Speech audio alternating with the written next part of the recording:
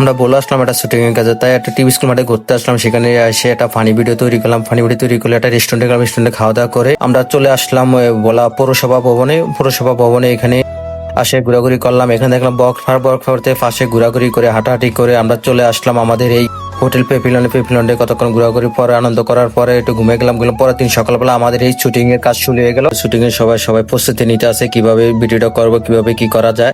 তাই এখন প্ল্যাটফর্মে লেখা হয়েছিল যে ভোলা জেলা সেতু চাই, ভোলা জেলা স্বাস্থ্য ব্যবস্থার জন্য ভালো হয়।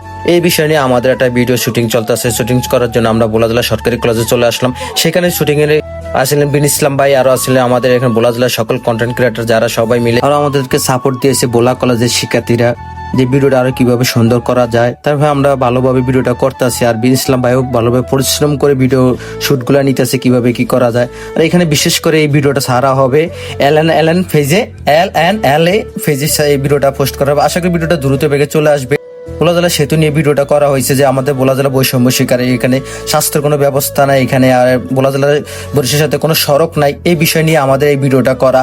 ভিডিওটা আশা করি ভালো হবে, সবাই দেখবেন, সবাই পাশে থাকবেন। আল্লাহ হাফেজ, আবার নেক্সট ভিডিওতে দেখা হবে।